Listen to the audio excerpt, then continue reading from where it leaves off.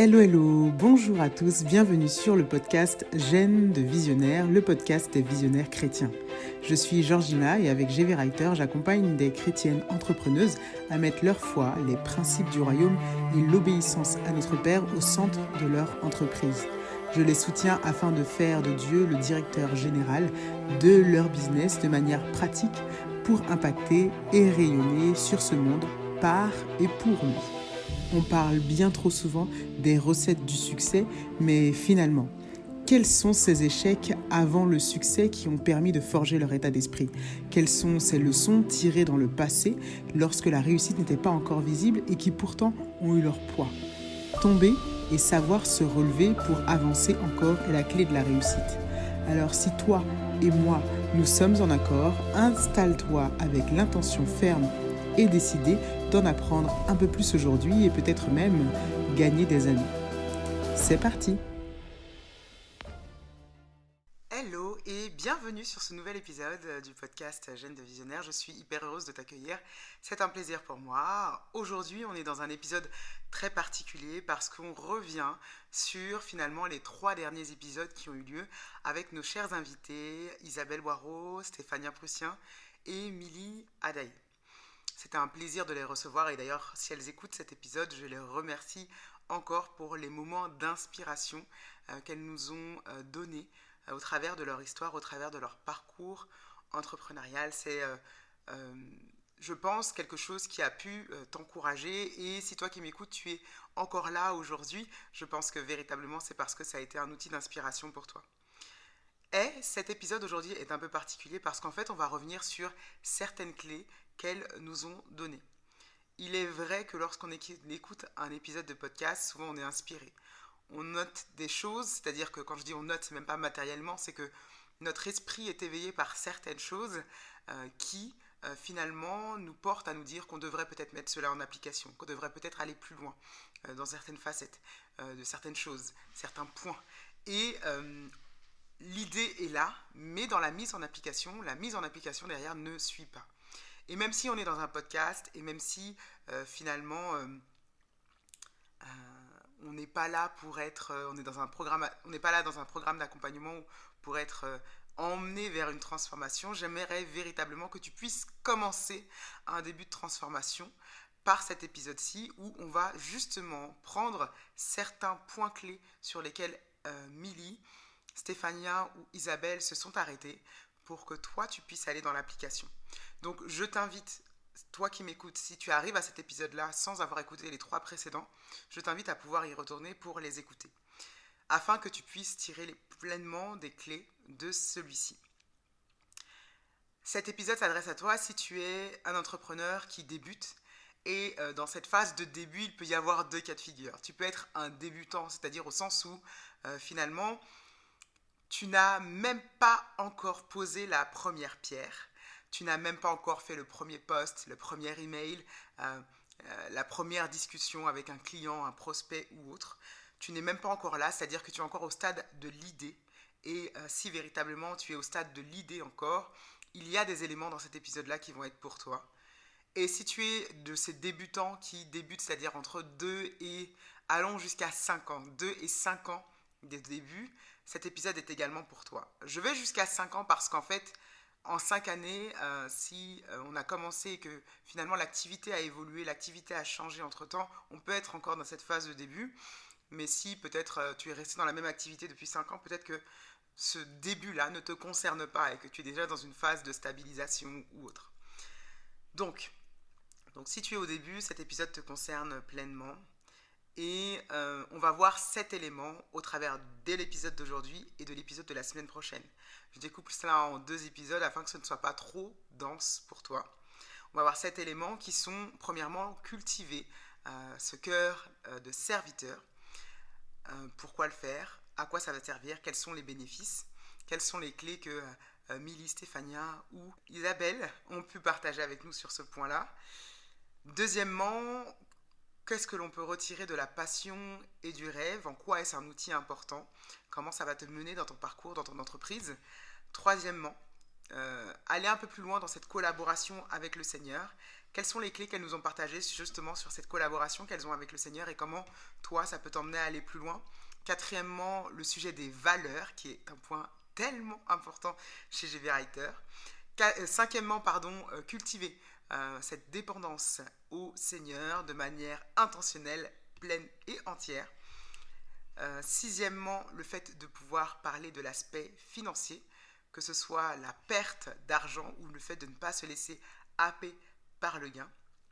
Et septièmement, un élément primordial, qui est le fait, on va revenir en fait sur cette étiquette de chrétien que l'on a, comment arriver à l'assumer pleinement, et également comment vaciller, jongler, avancer avec cela. Donc ce sont les 7 éléments sur lesquels on va venir, et aujourd'hui on va s'arrêter aux 4 premiers, donc cultiver ce cœur d'adorateur, on va parler de la passion et du rêve, le fait de pouvoir collaborer pleinement avec le Seigneur et de tes valeurs. Donc c'est parti. En ce qui concerne le fait de cultiver ce cœur de serviteur, Isabelle Boireau nous en a parlé dans son histoire, dans son avancée. À un moment, en fait, elle n'avait plus d'emploi et elle a tout simplement accepté de se mettre au service dans son église. On lui a proposé d'être au service pour son groupe, le groupe d'accueil de son église, et elle a accepté. Milly également nous a parlé finalement de ce service rendu, de ces services que l'on peut rendre à l'église, la manière dont on peut être au service à l'église et qui peut être bénéfique, que parfois on refuse ses responsabilités, on refuse le fait qu'on nous appelle à œuvrer avec la jeunesse, avec l'accueil, avec le groupe de sonorisation, on refuse cela alors que ça peut être un bénéfice pour nous. Et finalement, ce que l'on retire en fait de ce que ces femmes nous ont partagé, c'est véritablement que commencer à servir à l'église, c'est vraiment adopter ce cœur de serviteur. Et ça a une importance capitale, en fait, ça a une importance vraiment primordiale pour toi. Moi, je vais revenir principalement en quoi, en fait, ça a une importance. Mais je voudrais également revenir sur cet élément qu'Isabelle Boireau nous a partagé. C'est que à un moment, elle dit que elle a commencé finalement à gagner de l'argent avec ce que le Seigneur lui avait mis entre les mains. Donc, on lui a proposé dans son église de pouvoir servir dans le groupe d'accueil, de pouvoir maquiller, peut-être coiffer les personnes de l'accueil. Et ensuite, avec cela, elle a également commencé à coiffer et maquiller d'autres personnes aux alentours. Et elle a commencé finalement à gagner de l'argent avec cela. Et avec cette facilité qu'elle avait entre ses mains, elle a commencé à se mettre à l'œuvre. Ce cœur de serviteur, c'est tout simplement, en fait, quand Isabelle Boireau nous parle de ça, c'est elle avait quelque chose entre ses mains. Le Seigneur a mis quelque chose entre ses mains, elle avait une facilité entre ses mains, elle a utilisé cette facilité non seulement pour servir dans son église, mais également pour commencer à gagner de l'argent avec ça. Si tu débutes, si tu es dans tes débuts et que finalement tu n'as pas forcément d'idée arrêtée sur ce que tu pourrais faire, je t'invite à te repencher sur finalement les choses qui sont faciles pour toi, qui sont des facilités, qui pour toi ne te demandent pas grand effort. Par exemple, si la coiffure pour toi c'est extrêmement facile, pourquoi pas débuter avec cela? Si pour toi ce qui est facile c'est finalement d'écrire, pourquoi pas débuter avec ça? Moi-même j'ai débuté avec cela. Si finalement pour toi ce qui est simple c'est de pouvoir faire des rétro-planning, faire des agendas, pourquoi pas aller dans l'événementiel. C'est des éléments que je te donne sans forcément connaître ces activités, ok? Je ne connais pas l'événementiel. Je ne sais pas si le fait d'aimer faire des plannings et des rétro-plannings suffit pour aller dans l'événementiel. Je ne connais pas du tout ce domaine, mais tout simplement ce que je veux te dire, c'est que si tu as une facilité entre tes mains, un don que le Seigneur a mis entre tes mains, utilise ce don. Utilise ce don et pourquoi pas commencer finalement dans ton église locale. Le fait de te mettre au service au départ à l'église peut être véritablement un gain pour toi. Donc de différentes manières. Premièrement, comme nous l'a partagé Milly, ça peut t'apprendre à gérer l'humain, tout simplement. Ce sera primordial parce qu'en fait, quand on sait comment l'humain fonctionne, quand on sait comment finalement les réactions humaines peuvent être soit violentes ou pas du tout, cachées, peut être parfois même subtiles, eh ben, on va pouvoir faire attention aux bonnes choses même dans notre entreprise. Donc c'est vraiment quelque chose qui peut te servir. Et pour ma part, pour avoir servi à l'église, je t'assure que ça me sert également partout, en fait, même au travail, même pour mon business, ça me sert vraiment partout. Plus tu es confronté à l'humain tôt, et mieux c'est pour toi. Donc pourquoi pas à l'église. Deuxième chose que ça va t'apporter, d'être confronté finalement au service, d'être confronté à l'humain, c'est pleinement que en fait ça va développer chez toi cette attitude de serviteur dont tu as besoin pour entreprendre. Le Seigneur lui-même nous a dit qu'il est venu non pas pour être servi mais pour servir. Et en fait on a besoin même dans l'entrepreneuriat d'être là pleinement pour être utile, pour apporter quelque chose. Et quand on le fait d'abord dans le cadre de l'Église, eh ben, il n'y a pas de contrepartie financière. Il n'y a pas de contrepartie financière. Et comme il n'y a pas de contrepartie financière, eh ben, c'est pleinement je sers parce que je veux servir. Je sers parce que c'est important de servir. Pas parce que derrière il y a de l'argent. Et donc, plus tu développes ce cœur-là et plus tu auras une facilité à pouvoir servir même dans ton business. Et parfois même lorsque les gains financiers ne seront pas encore là. Parce que avant de gagner de l'argent dans ton entreprise, en fait, tu vas devoir fournir des efforts qui sont de l'ordre du service. Et comme le disait donc Isabelle Boireau, elle a commencé à gagner de l'argent avec ce que le Seigneur avait mis entre ses mains. Donc ça ne veut pas dire que tu ne pourras pas gagner d'argent avec, ça veut tout simplement dire que plus tu développes ce cœur de serviteur tôt, plus c'est facile pour toi de le faire de manière pleine et entière et ensuite de pouvoir en récolter les fruits, même financiers. Donc ça, c'était le premier point. Donc, comment cultiver ce cœur de serviteur? C'est tout simplement pourquoi ne pas commencer à l'église. Et finalement, les bénéfices que ça va t'apporter, c'est sur cette gestion, cette compréhension de l'humain et sur le fait d'avoir le focus vraiment sur le service, même quand ce sera pour gagner de l'argent au travers de ton business. Finalement, avoir un cœur de serviteur, c'est avoir un cœur qui plaît à Dieu, avoir un cœur qui est selon le cœur de Dieu. C'est pour ça que tu dois vraiment prendre soin de développer ce cœur de service, parce qu'en fait, tu seras comme acquiescé de Dieu. Avoir ce cœur de serviteur dans ton business t'emmènera à être sur la voie favorable où Dieu peut t'ouvrir toutes les portes. Donc, vraiment, le Seigneur recherche des serviteurs, il aime ceux qui le servent, tout comme son Fils Jésus est notre modèle et qu'il a dit qu'il était venu sur cette terre pour servir. Nous-mêmes, nous devons nous atteler à être au service dans tous les domaines de nos vies, même en business, pour être comme dans la lignée de ce que notre frère aîné a fait. Passons maintenant au deuxième élément lorsqu'on parle de passion et de rêve. En quoi c'est important, en quoi c'est un outil important et finalement à quoi ça sert en fait.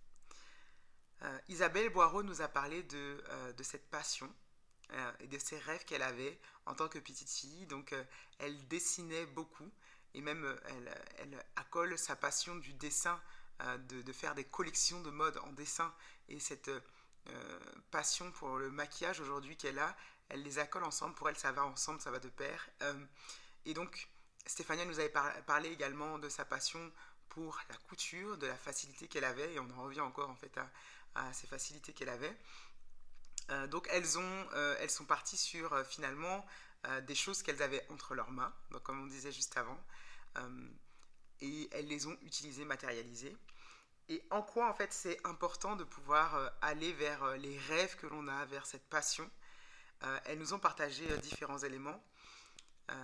Et même Milly, lorsqu'elle nous parlait de ses rêves d'enfant, d'être pédiatre, de soigner les enfants, et qu'aujourd'hui tu vois ce qu'elle fait avec Clésis, alors on n'est pas aux soins des enfants comme on pourrait l'entendre, c'est-à-dire soigner médicalement ou soigner mentalement, mais dans le soin de l'enfant, c'est-à-dire que soigner finalement sa progression, soigner finalement son épanouissement pour qu'il puisse impacter ce monde. Et en fait, à chaque fois, on se rend compte que les passions qu'elles avaient aujourd'hui sont finalement porteuses de fruits. Donc la passion te sert à ça, à identifier également là où tu peux y aller, où aller. Donc c'est ce qu'on a dit juste avant. Et la passion te sert également, Isabelle Boireau nous en a parlé, te sert également pour persévérer lors des difficultés. Lorsque tu as quelque chose qui te passionne, c'est-à-dire que Cette chose te passionne tellement et tu en rêves tellement depuis longtemps que tu peux le faire, même sans contrepartie. Comme cette chose te passionne, en fait, tu es prête à le faire. Tu es prête à persévérer pour voir jusqu'au bout, jusqu'où ça va te mener, en fait.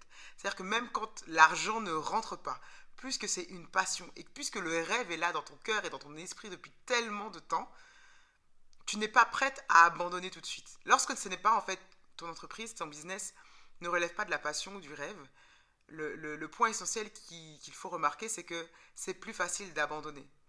Lorsque pour entreprendre, tu prends par exemple le métier qui est à la mode aujourd'hui, le business qui est à la mode aujourd'hui, et que c'est tout simplement ça qui te drive parce que c'est ce qui est à la mode aujourd'hui, c'est difficile de persévérer quand les choses sont difficiles.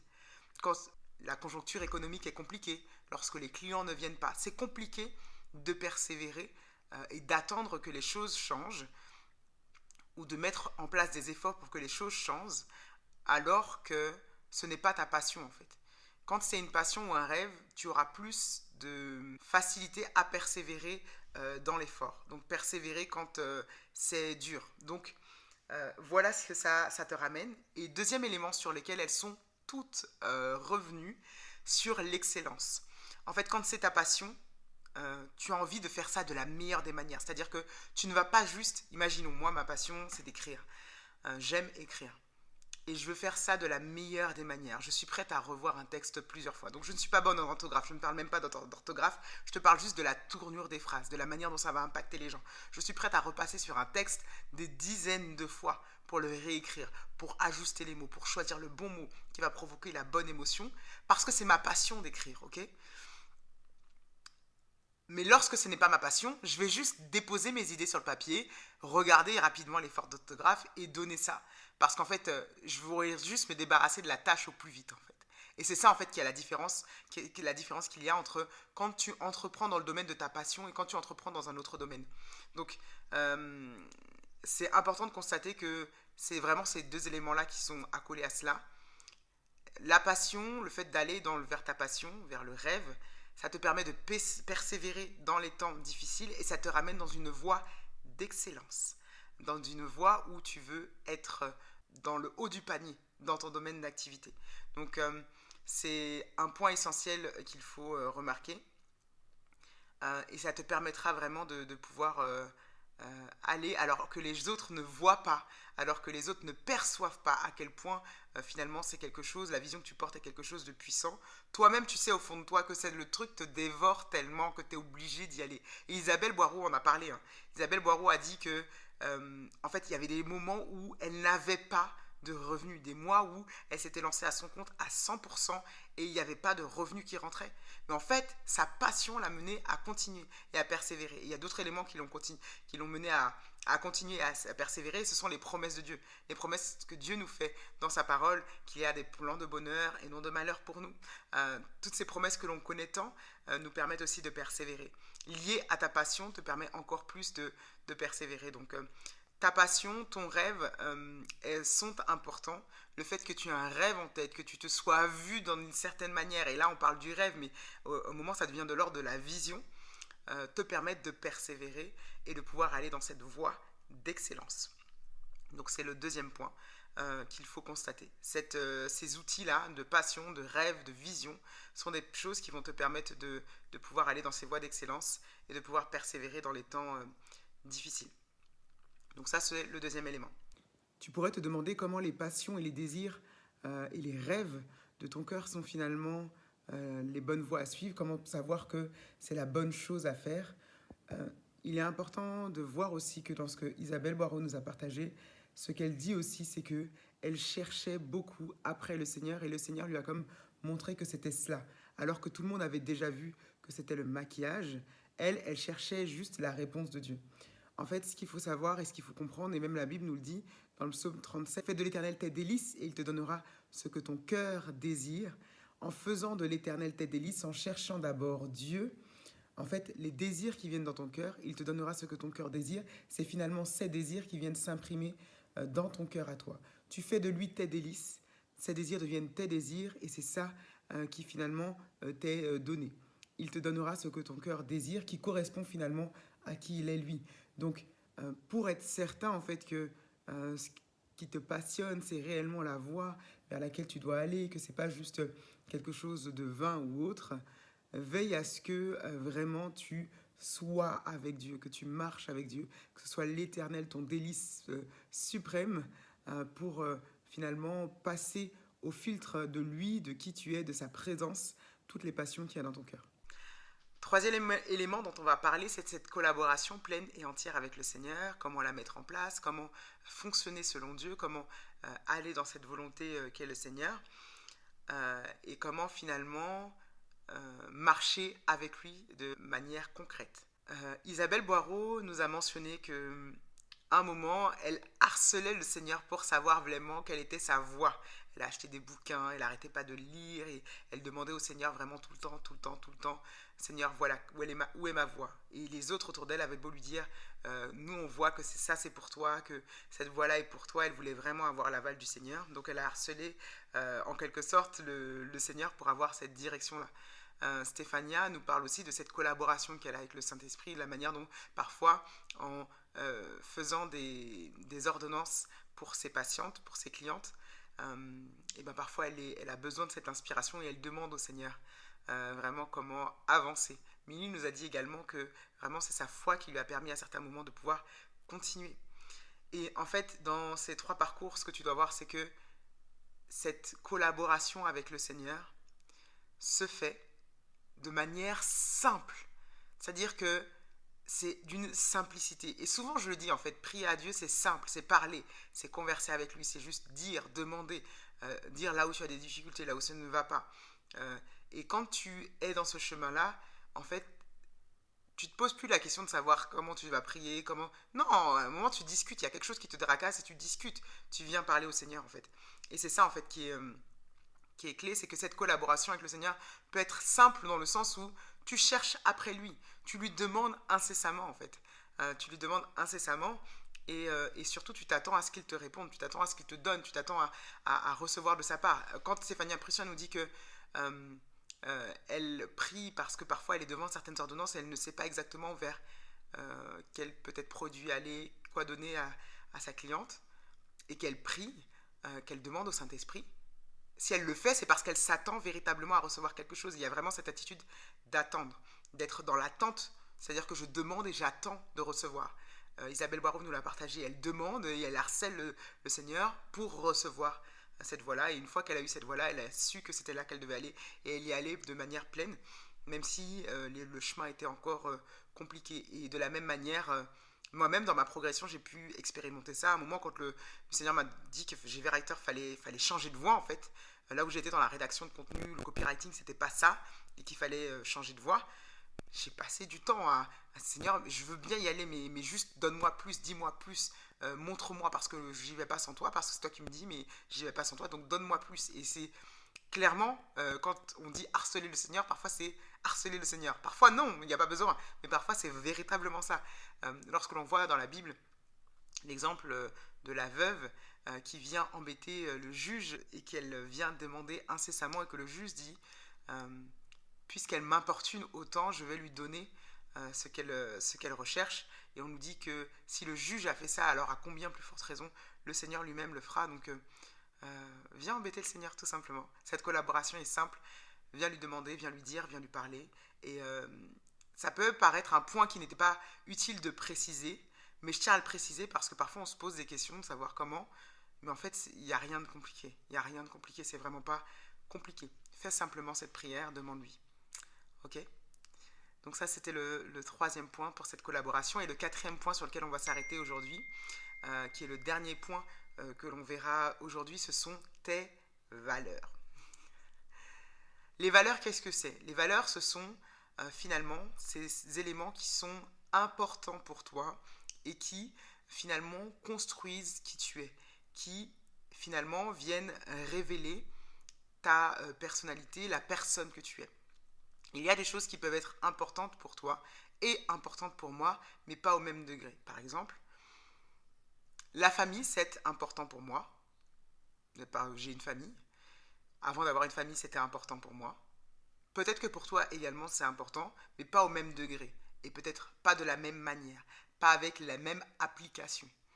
Quand on dit par exemple que l'amour c'est important pour nous, et en fait en vérité c'est important pour l'ensemble des chrétiens, donc ça, on peut dire que c'est une valeur commune à tous, oui, mais dans les faits, la manière de s'exprimer, il y a un degré différent pour chacun. Il faut que tu puisses savoir qu'est-ce qui est important pour toi. Lorsque Stéphanien Prussien nous parlait de l'intégrité, qui est une valeur que tous les chrétiens sont censés partager, ce que je veux que tu comprennes, c'est que si une valeur est importante pour toi, il faut que tu puisses t'y accrocher d'une manière acharnée. Euh, et dans les valeurs chrétiennes, alors je ne vais pas forcément toutes les citer ici, mais la bienveillance, l'amour, l'intégrité, la vérité, la non-compromission, dans toutes ces choses-là, il y a des choses qui te touchent d'une manière particulière par rapport à ton histoire, par rapport à qui tu es, par rapport à ce que tu as vécu avec le Seigneur. Il y a des choses qui te touchent d'une manière particulière et qui font que pour toi, c'est un degré plus élevé que les autres. Lorsque Stéphanien parle d'intégrité, moi, ça me parle. Lorsque je parle de vérité, ça me parle. Parce que dans ma manière de faire et dans mon histoire, la vérité, l'intégrité sont des choses qui ont revêtu une importance capitale. Parce que ça peut être pour différentes causes, en fait. Ça peut être parce que tu as été trahi, que ça t'a fait tellement mal que pour toi, maintenant, c'est devenu genre rédhibitoire. Ça peut être pour différentes choses. Parce qu'on a exprimé beaucoup de bienveillance envers toi par le passé. Et que donc, du coup, pour toi, c'est important de redonner de la bienveillance. Et donc, la bienveillance, c'est quelque chose d'important pour toi. Et en fait, ce que tu dois comprendre, c'est que tes valeurs, t'appuyer sur tes valeurs de manière pleine et entière, ont la faculté de pouvoir te propulser. Comme le Seigneur t'a fait d'une certaine manière, avec une certaine expérience et une certaine personnalité, et que dans ta personnalité, dans qui tu es, ces choses-là sont importantes pour toi, il faut que tu puisses les exprimer de manière très extravagante, j'ai envie de dire. C'est-à-dire que ça doit devenir pour toi quelque chose de vraiment pilier dans ta manière de faire, et ça va pouvoir te propulser. L'intégrité a propulsé Stéphanien Prussien. Ça a vraiment le moyen de te propulser. Si les choses sont importantes pour toi, si tu as les valeurs qui sont importantes pour toi, il faut vraiment que tu puisses t'appuyer dessus pour développer ton activité, ton business, parce qu'en fait, ça va te propulser. Le Seigneur t'a fait d'une certaine manière, avec des valeurs qui sont importantes pour toi, et ces valeurs peuvent te propulser parce qu'en fait, c'est qui tu es. Et ça va refaire ressortir finalement qui tu es, cette unicité, cette particularité, cette lumière qui est en toi et qui a besoin de briller pour le monde. Tes valeurs sont un tremplin, parce qu'en fait, si qui tu es, la manière dont tu es unique, c'est ce qui doit être révélé au monde pour apporter quelque chose au monde, ces valeurs-là sont ce moyen-là, en fait, sont le moyen de démontrer ton unicité. Dans le programme Génération de Visionnaires, le moment où on parle des valeurs, c'est le moment où on parle de l'identité en Christ. Pourquoi ? Parce qu'en fait, lorsque tu assumes tes valeurs, ce que Dieu a mis en toi et selon l'ordre de priorité qu'il a mis en toi, c'est finalement tes valeurs fondamentales, c'est ce qui te définit, c'est ce qui représente qui tu es, ce qui est important pour toi. Donc lorsque tu assumes cela, tu assumes ton identité pleine et entière. Et en fait, assumer son identité, assumer aux yeux du monde qui on est, comment Dieu nous a fait et notre unicité nous permet de nous démarquer. Ça nous permet de nous démarquer et en business, on sait très bien qu'il faut toujours avoir un élément différenciant, un élément qui n'est pas commun aux autres. C'est-à-dire que quand on voit plein d'entreprises qui font la même chose, certaines se démarquent parce que celle-ci a cette particularité, celle-ci a une autre particularité, etc., etc. Et en fait, connaître tes valeurs, connaître ce qui est important pour toi, connaître comment Dieu t'a construite en quelque sorte, te permet d'assumer pleinement tes valeurs, qui tu es, et de fonctionner avec ça. Et donc ça va te propulser. Ça va te propulser parce que en fait tu montres au monde la lumière qui est en toi, qui il a fait de toi. Tu apportes cela au monde. J'espère que je suis claire, mais en tout cas dans le workbook, ce sera hyper clair pour que tu puisses mettre ça en application. Donc là, j'ai parlé, et au fur et à mesure que j'ai parlé, il faut que toi, tu puisses mettre en application. Donc je t'invite vivement à télécharger le workbook. En plus de tout ce que j'ai dit aujourd'hui, de tout ce que je t'ai partagé là, dans le workbook, tu vas avoir des questions, des questionnements qui vont te permettre de mettre en application ça. Donc je t'invite à le télécharger si ce n'est pas encore fait.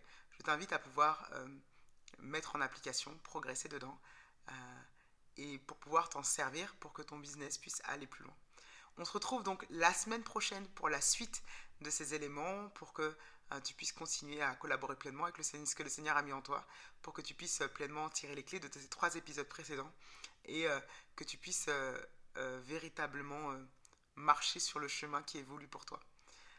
C'est là que je te laisse et je te dis à la semaine prochaine pour un nouvel épisode. Bye bye.